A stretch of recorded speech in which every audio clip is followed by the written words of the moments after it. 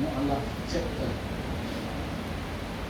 Biasa amal kita ada 9 orang yang dari keturunan Cina, yang mu'alaf dan anak-anak yang rahmati Allah.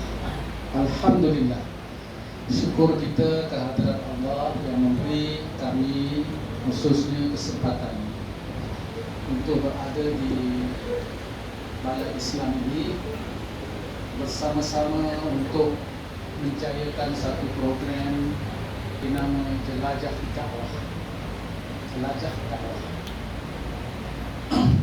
Terlebih dahulu kita panjatkan syukur kepada Allah yang memberi kesempatan. Tentulah kesempatan itu memberi kita sangat-sangat berharga atau saat yang sangat berharga.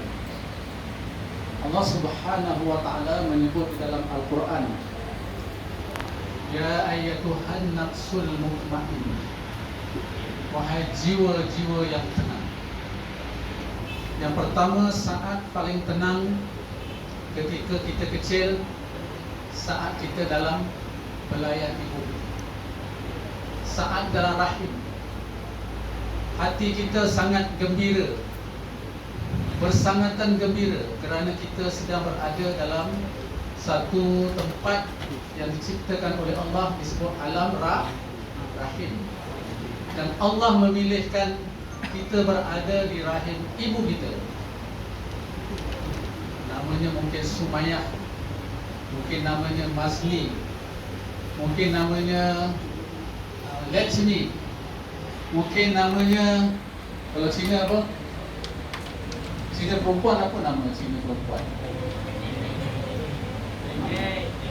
Sheshe, Catherine, Katrina, ya. Semua anak-anak yang kecil yang dicipta oleh Allah berada di alam rahim, mereka gembira kerana berada di perut ibu mereka walaupun mereka tidak Islam. Itu ialah peringkat pertama penciptaan oleh Allah. Sebelum itu di alam ruh, kemudian alam rahim.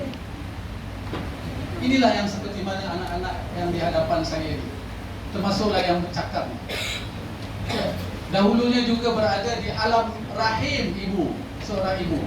Mungkin ibu yang kita berada di alam rahimnya itu, ibu itu sudah pergi lama meninggalkan kita. Mungkin ada ibu kita yang masih lagi sihat, ataupun ibu kita sudah sakit. Ada sahabat saya Wong, tadi nampak ada Alif Wong, ya, dia masuk Islam. Beberapa bulan kemudian ibunya masuk Islam, tak lama kemudian ibunya meninggalkan dia. Hari-hari dia berdoa, ya Allah, ya Allah, ya Allah, masukkanlah ibuku ke dalam surga Allah. Dia bertuah, 2 kali bertuah. Kita sekali je sebab kita lahir-lahir terus Islam. Ada yang lahir tidak Islam ini, atau ibunya bukan Islam. Yang depan saya ni, yang muslimin yang muda-muda ni, ada?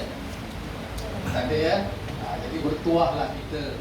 Kita dilahirkan dari keluarga Muslim. Jadi itulah maksud jelajah dakwah.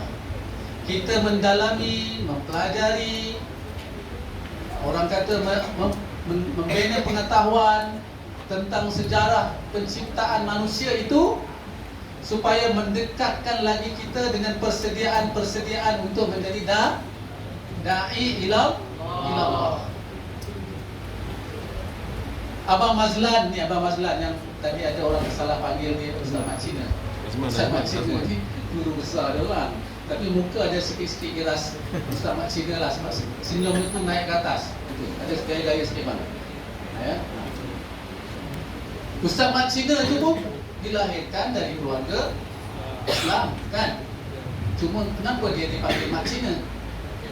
Sebab dia pernah belajar Cina di Cina, ataupun dia jadi guru besar tahfiz Mandarin Cina. Lebih kurang lah, ya. Jadi dakwah ni mesti memahami susul galur kejadian manusia.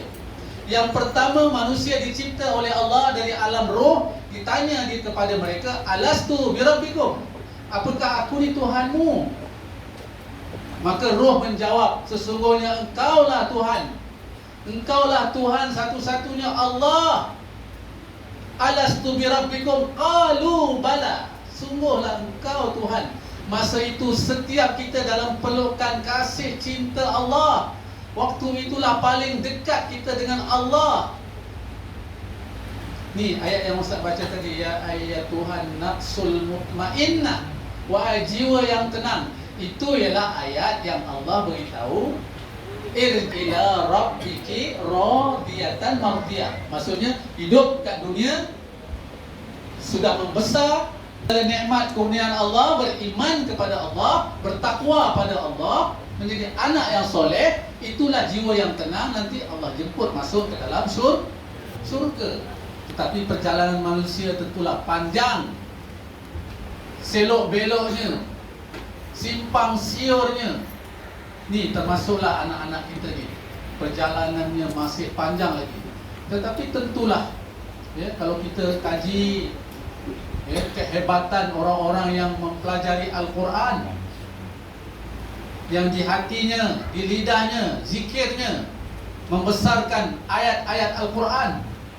Sebab ayat Al-Quran ini berbeza dengan sebaris puisi atau lagu yang paling merdu, paling sedap dia dengar. Oh sedap. Apa tu kalau tengok dekat YouTube, kasidah-kasidah yang sedap kan. Sedap memuji-muji Allah, memuji Rasulullah sallallahu alaihi wasallam. Tetapi tidak boleh menandingi keindahan ayat-ayat Allah Subhanahu wa taala. Sehingga Allah memberitahu dalam Al-Quranul Karim, farada alaikal Quran, innal ladzi farada alaikal Quran. Ka tu dia balik pada seorang kan. Ka tu maksudnya kamu, bukan kum. Sehingga Allah memberitahu bahawa aku memfardukan kepada setiap kamu Quran. Maksudnya Al-Quran itu mesti dipelajari di peringkat mula-mula. Ada anak-anak yang membesar, dia tak belajar agama Islam. Satu keluarga 3 beradik. Maknya kaya, mewah. Satu hari dia kebetulan dengan izin Allah jumpa saya dengan Ustaz Jasni. Masa tu Ustaz Jasni pun ada. Kemudian dia hubungi saya, dia kata, Ustaz, anak-anak saya ni dah diberi kekayaan, kesenangan, kemewahan, rumah besar, pergi sana, pergi sini. Ini cerita sebelum PKP lah.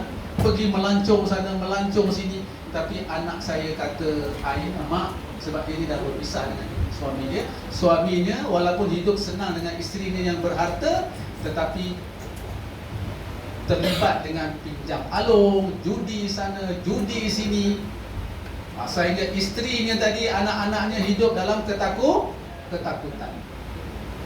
Sehingga anak lelaki dia umur 14 tahun, dia kata dekat maknya, wahai mak, lebih baik kita hidup miskin daripada kaya seperti sekarang ni.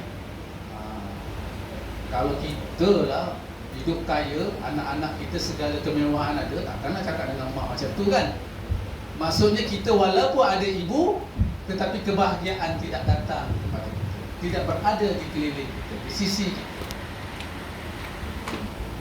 Saya beritahu pada ibu ni, ajak anak-anak tu ikut saya pergi ke rumah anak yatim yang Ustaz jaga.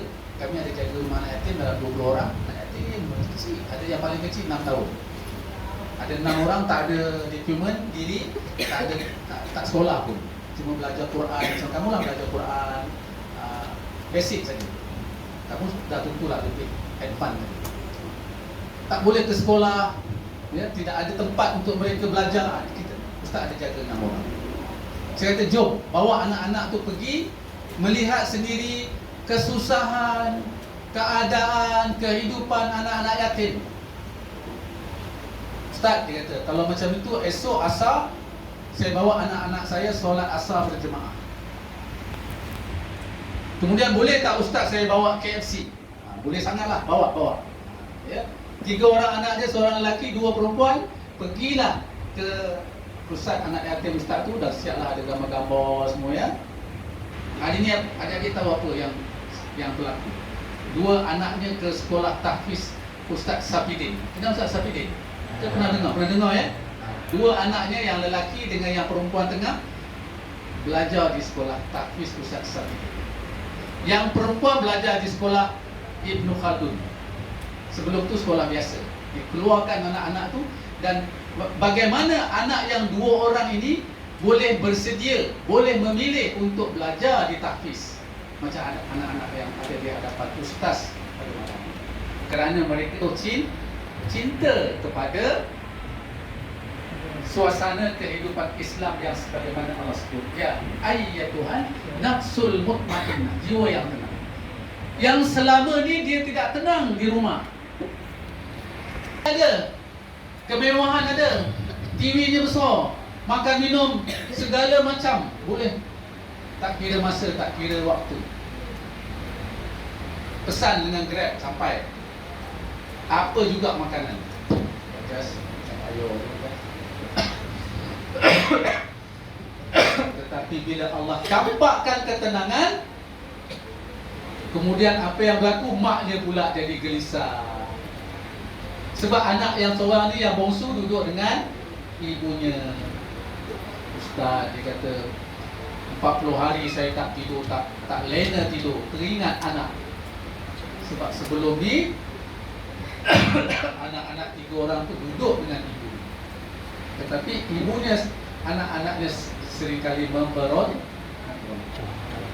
Ya. Jadi sekarang ini dah masuk bulan kedua, ustaz pun pergilah hantar sumbangan ke Tahfiz ni 3 hari lepas. Ada beras, ada tepung. Ya. Ini bulan Ramadan ni nak pergi ni, InsyaAllah tak pergi. InsyaAllah ya.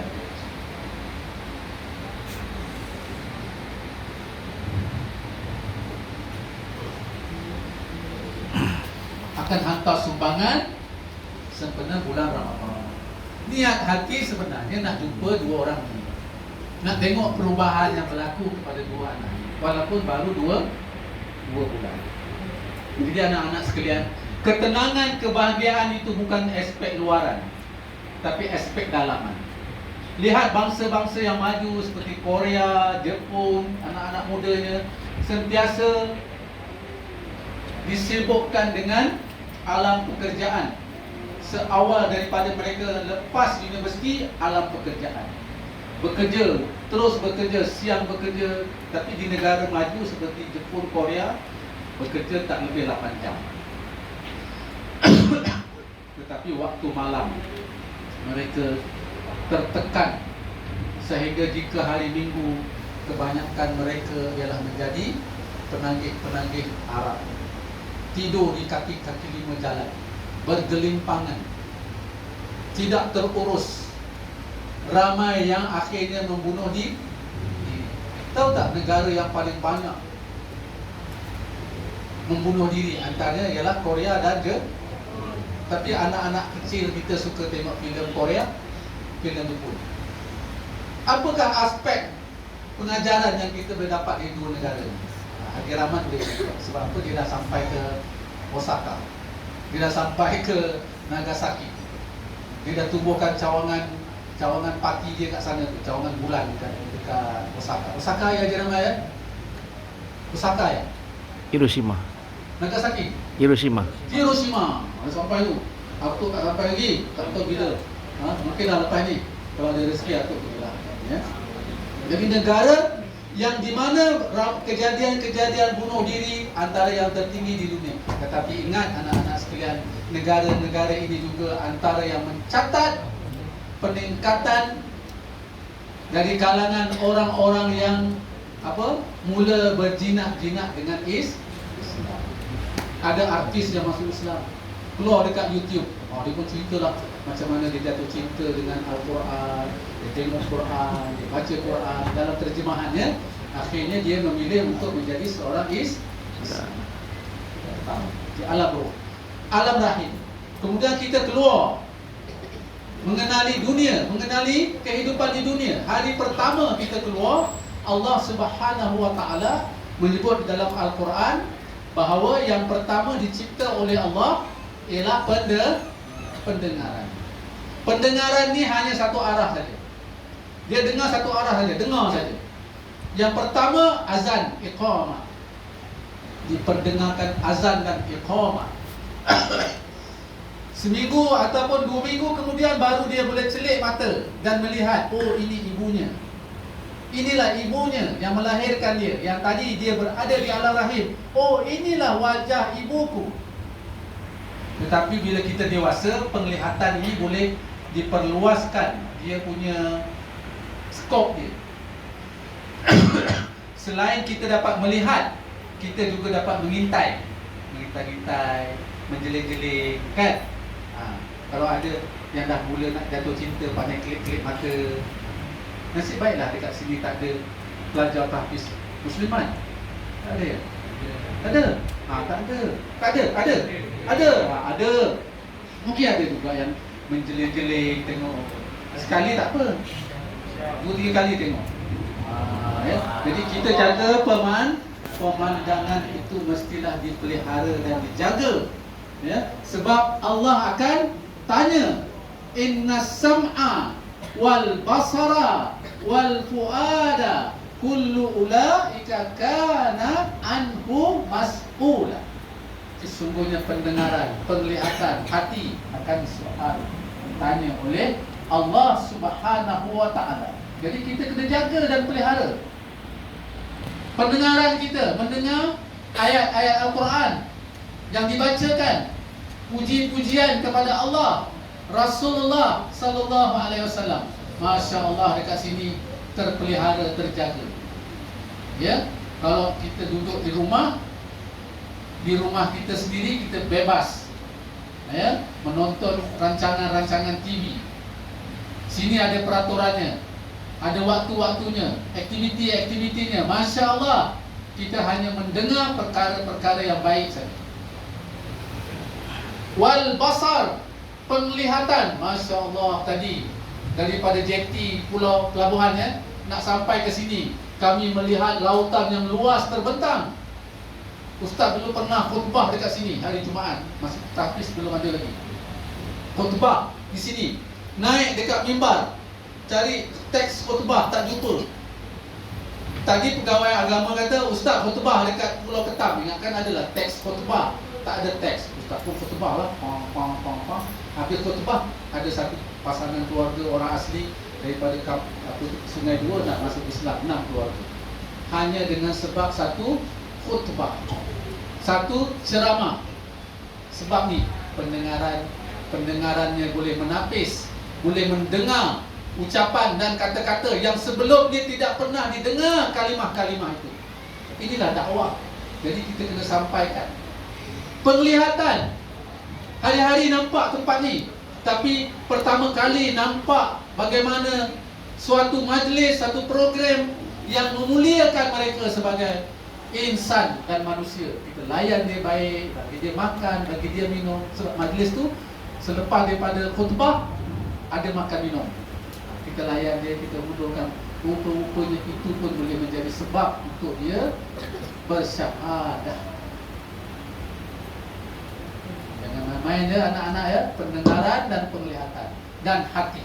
Hati yang sentiasa takarub kepada Allah Subhanahu wa ta'ala. Tentulah berbeza, sangat berbeza hati yang jauh dengan Allah dengan hati yang dekat dengan Allah. Sangat berbeza. Sangat jauh perbezaannya. Sepertilah seseorang yang melihat ataupun memegang, perumpamaan dia, orang buta yang memegang gajah. Dia pegang kaki, oh inilah gajah, oh inilah rupanya gajah macam ni. Dan sampai ke saat ini masih ada lagi orang yang menyembah matahari, menyembah api, menyembah pokok. Pokok yang besar tu kan, yang besar-besar tu, yang belakang ni dengar ya, di puan raya ya, besar-besar pokok tu diikat ya dengan kain merah kan. Kemudian dikatakan dekat situlah tempat di mana apa tu Tuhannya ataupun hantunya ataupun jinnya ataupun dewanya. Ayapin. Macam-macam kepercayaan yang karut yang menyebabkan manusia itu bila dia mencari, semakin jauh dia dengan Allah daripada petunjuk dan hidayah. Jadi pentingnya suasana, keadaan dan persekitaran yang boleh membawa kita semakin dekat dengan Allah, semakin mengenal dengan Allah. Jadi salah satu caranya ialah dengan kita mendampingi Al-Quran, memahami Al-Quran. Dan Allah sebut tadi, faradha alaikal Quran, aku fardukan atas setiap kamu Al-Quran. Ada lagi tak adik-adik kita yang selain daripada kamu ni, abang-abang kamu yang di rumah atau menjiran tetangga yang tak boleh baca Quran? Ada tak? Ramai sangat. Ada yang sekolah pagi kebangsaan, petang tak sekolah kapal, tak sekolah agama. Pada dia sekolah, sama ada sekolah kebangsaan atau sekolah agama, sama saja. Mana boleh sama? Mana boleh? Tak boleh dibezakan. Sekolah pagi itu ialah sekolah aliran kebangsaan, belajar ilmu-ilmu akademik. Petang tu ilmu fardu ain dan fardu kifayah. Jadi jika anak tu belajar satu sesi saja, maksudnya dia sudah kekurangan satu lagi yang sangat penting dalam kehidupannya, iaitulah ilmu Islam.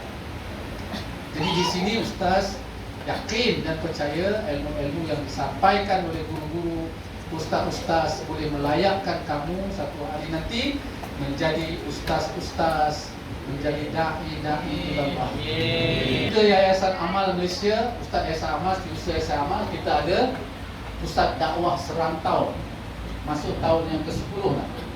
Pelajar kita hanyalah pelajar Sabah dan Sarawak, dan juga anak-anak orang asli dan mu'alaf. Kita tak ambil pelajar bandar. Masa kita pergi ambil dia di Sabah, di Sarawak tu, dia langsung tak kenal Islam.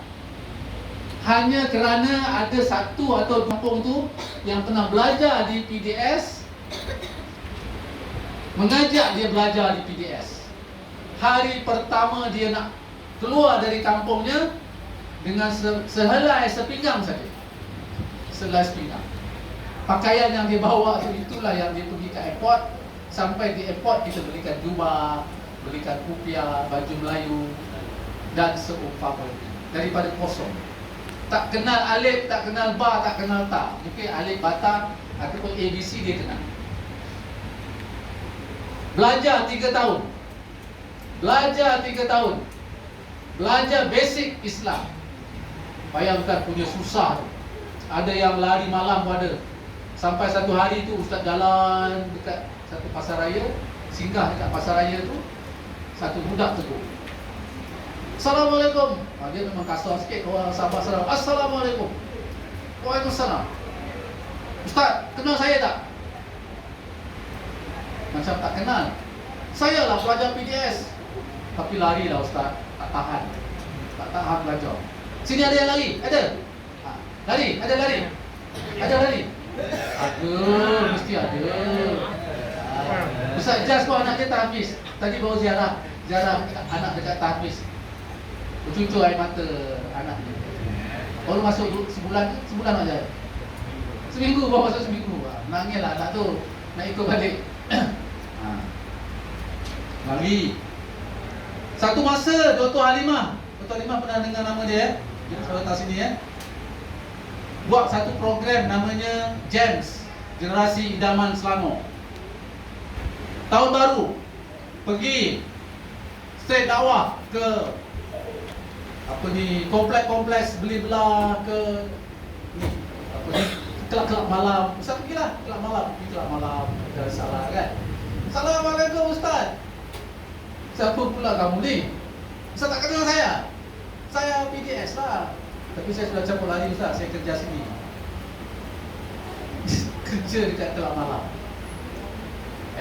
Jadi kalau dia kerja tempat yang baik, restoran ke macam tadi pasar raya ke, boleh tahan ya. Ini dia kerja di kelab malam. Tapi dia kenal ustaznya. Itu pun bagus juga. Kita pun pujuklah, kenapa kerja di sini? Carilah tempat lain. Kalau nak kerja pun carilah kerja tempat yang halal. Inilah situasi dan suasana kehidupan dalam dakwah. Dakwah ni berbagai-bagai situasi dan rencang. Berbagai-bagai kita terpaksa terpenuhi untuk melayakkan kita menjadi da'i ilallah. Ya, seorang pemuda namanya Abdullah ibnu Mas'ud radhiyallahu anhu. Ibnu Mas'ud ni dia sangat dekat dengan Rasulullah sallallahu alaihi wasallam. Rasulullah pergi mana-mana, dia jaga kasut Rasulullah. Dia penjaga keselamatan kasut baginda Nabi sallallahu alaihi wasallam. Ketika Rasulullah berhenti di satu tempat, dia pastikan kasut itu selamat di situ. Ketika Rasulullah berehat balik ke rumah, dia simpan cantik-cantik kasut, susun kasut Rasulullah sallallahu alaihi wasallam. Sehingga dikatakan bahawa Abdullah ibnu Mas'ud seorang sahabat yang paling menyerupai akhlak dan adab yang dimiliki oleh Rasulullah sallallahu alaihi wasallam. Jadi kita ni kalau boleh, siapa yang paling baik di kalangan kita, kita ikut dia. Guru kita, kita paling sayang sekali, paling dengar kata-kata dia, paling banyak khidmat kepada dia. Jangan buat pasal, buat hal macam tadi, lari, malam-malam lari. Ustaz dulu masa di universiti pun macam tu juga, lari juga. Hari malam, tamrin, 10 hari, kena bedah, lari lah. Tapi tak sempat lari, dah kena kidnap. Ada yang lari malam, pukul 3 pagi, jalan kaki. Jalan kaki, tak tahu, gelap dulu anak-anak sekalian. Shah Alam tu, Shah Alam Bandar tu, Ustaz pernah kuliah, tahun 2 Ustaz dah kuliah naik motor Honda Fit. Pernah dengar motor Honda Fit? Motor tu kalau tak jalan raya paling laju lah. Ustaz bawa penceramah daripada lecturer UM tu, bawa motor. Dia kata, Ustaz Yusof, bawa saya pergi kuliah di masjid sekian-sekian. Hantarlah, bawa laju. Pakai serban tu, bukan topik ledah, serban. Tadi pun saya ada bawa dengan beg tu, serban tu, saya simpan lagi. Gelap, highway ni gelap, segelap-gelapnya. Masuk nak jumpa masjid tu, kalau silap-silap jalan memang sesat lah, gelap. Satu hari Ustaz kuliah maghrib, kuliah sirah di satu masjid di Shah Alam tu. Nak cari jalan balik ke UM tu, sesat wajah, habis minyak pukul 11 malam. Lampu sekelip pun tak ada. Kereta tengah malam tu dah tak nampak dah ada lalu lalang. Tiba-tiba lalu sebuah jentera yang besar, lori kontena, lalu menyuluh Ustaz. Ustaz dah tersadai kat tepi jalan, minyak dah kering dah. Tak manalah nak menumpang tempat ni, berteduh malam ni. Ya Allah, angkat tangan masa tu. Ya Allah, tolong. Zam, dia pakai tepi. Apa pasal? Kan dia tinggi kan? Apa pasal? Maksudnya kena jerit tu. Apa pasal? Motor habis minyak lah bang. Jom ikut saya. Tolak. Dia bawa lori kan? Takkan nak bawa atas lori tu. Rupanya di depan sana ada satu tempat disediakan oleh pemilik perniagaan besar yang mereka tahu malam tu tak ada hotel, tak ada homestay, tak ada tempat rehat kecuali tempat tu disediakan di tengah-tengah hutan belantara Shah Alam. Jauh tu. Saya pun masuk. Lori besar-besar, 30-40 biji kat situ. Esok yang sini ke utara, yang ke selatan, ke timur, ke barat. Dia kata, ni abang lah, bang, malam tak ada CC minyak buka, paling last pukul 8 malam. Bayangkanlah, sekarang CC minyak boleh 24 jam kan, kecuali PKP kan. Terang ni kan, highway tu penuh dengan lampu, boleh nampak kelibat-kelibat dan banyak kenderaan keluar dan masuk. Seorang satu program tamrin, jembori amal, jabatan amal buat kat Sungai Panjang. Tadi ada satu ustaz kita yang mana dia turun dah, dia pergi Sungai Panjang mana. Daripada hutan nak keluar ke jalan lebih kurang 10 km, pukul 3 pagi, 2 pagi, 1 pagi je lah, 1 pagi dekat pukul 2 ustaz naik motor. Daripada KL dah pergi naik motor. Malam tu nak balik rumah mak kat Sepincan, tak jumpa walau sebuah kenderaan pun. Tak jumpa. Satu kenderaan pun tak ada. Tapi depan sekejap macam ada benda lalu. Hati tu, ya Allah. Betul ni Syekh? Hantu tu datang. Bersidai-sidai depan mata saya. Saya baca apa? Qul huwallah, alam nasrah. Nasrah ke? Qul a'udzu birabbil falaq, ayat kursi.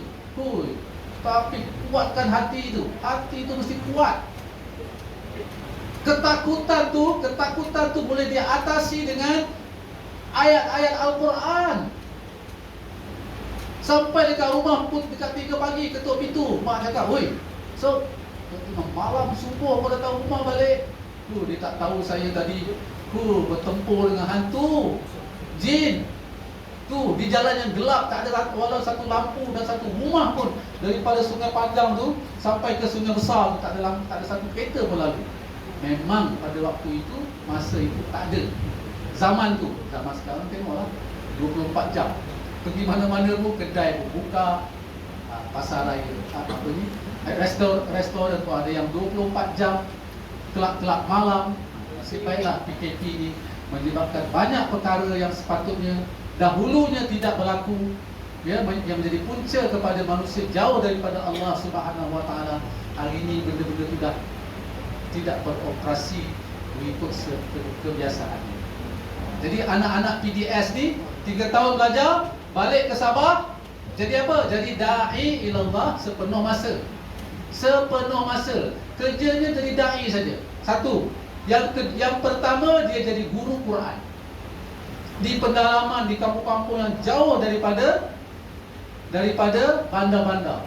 Kita buatkan satu surau yang kecil, di situlah tempat belajar. Ada allowance tak? Allowance ada, 500 sebulan. 500 sebulan. Anak-anak yang sini ni, yang lahir daripada Mahat Tahfiz Negeri ni, esok jadi guru balik sini nak? Lagi 500 nak? Nak? 500 je. Nak ke? Semua diam tu? Diam. Seorang je, insyaAllah. Ayat lain, tak sanggup lah. Tak sanggup. Nak jadi da'i ilallah 500 sebulan. Kan nak kahwin lagi? Tak kahwin, aku jawabnya. Mana tahu? Anak buah ustaz sekarang di Sabah, tokey besar. Sekali dia keluar lori dia masuk ke estate, satu hari dalam seminggu dekat 300,000 keluar barang. Ni satu lori besar 30,000 dia mengendalikan tu. Kahwin dengan orang Malaysia di Semenanjung, cerai. Wajas. Tak panjang jodohnya. Tak macam mana dia boleh jumpa dengan anak tokey ni. Dia kata, "Abang ikut saya lah balik Sabah, tolong ayah." Ingatkan tolong ayah buat apa? Jadi tokey kepada perniagaan ayah dia. Tak keluar 1 sen pun duit untuk nikah. Tak keluar 1 sen pun. "Bang, ni abang jadikan ni sebagai hantaran, ni abang jadikan ni sebagai ni." Mana tahu jodoh kamu nanti esok ada orang kaya cakap, "Saya pinjam awak untuk saya. Nak duit untuk awak lagi, hantaran untuk ayah rumah kat kampung." Allah tak mustahil.